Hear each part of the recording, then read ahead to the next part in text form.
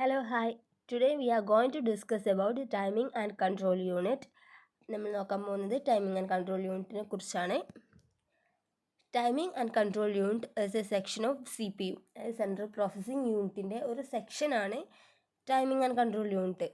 CPUവിന് അതിൻ്റെ arithmetical logical unit, memory unit, ഇതേപോലുള്ള ഒരു യൂണിറ്റ്, ഒരു സെക്ഷനാണ് timing and control unit. We can discuss some uses of timing and control unit.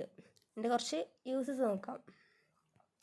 First one is, it is used to generate timing and control signals which are necessary for the execution of instructions. ഇൻസ്ട്രക്ഷൻസിൻ്റെ എക്സിക്യൂഷന് ആവശ്യമായിട്ടുള്ള timing and control signals generate ചെയ്യാണ്.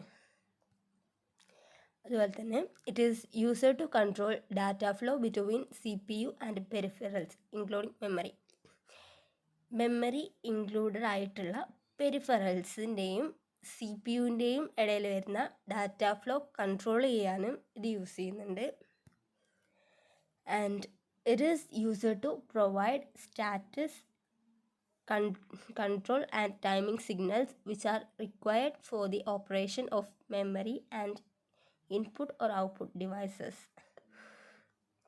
Input and output ഡിവൈസസിൻ്റെയും മെമ്മറിയുടെയും ഓപ്പറേഷൻസിന് ആവശ്യമായിട്ടുള്ള control and timing സിഗ്നൽസിൻ്റെ status provide ചെയ്യുന്നുണ്ട്. അതുപോലെ തന്നെ it is used to control the entire operations of the microprocessor and peripherals connected to it. ഇതുമായിട്ട് കണക്റ്റ് ആയിട്ടുള്ള പെരിഫറൽസിൻ്റെയും മൈക്രോ പ്രൊസസ്സേഴ്സിൻ്റെയും മൊത്തത്തിലുള്ള ഓപ്പറേഷൻസ്, അതിൻ്റെ എല്ലാ ഓപ്പറേഷൻസും കൺട്രോൾ ചെയ്യുകയും ചെയ്യുന്നുണ്ട് അവിടെ കൺട്രോൾ യൂണിറ്റ്. അപ്പോൾ ഇത്രയാണ് അതിൻ്റെ യൂസസ് വരുന്നത്. Thus we can see that the control unit of the CPU act as the brain of the computer system. നമ്മൾ പണ്ട് മുതലേ കേൾക്കുന്നതാണ് CPU ആണ് കമ്പ്യൂട്ടറിൻ്റെ ബ്രെയിൻ എന്നുള്ളത്. ഈ CPUവിൻ്റെ പാർട്ടായിട്ടുള്ള കൺട്രോൾ യൂണിറ്റാണ് ശരിക്കും ഇതിൻ്റെ കമ്പ്യൂട്ടറിൻ്റെ ബ്രെയിനായിട്ട് വർക്ക് ചെയ്യുന്നത്.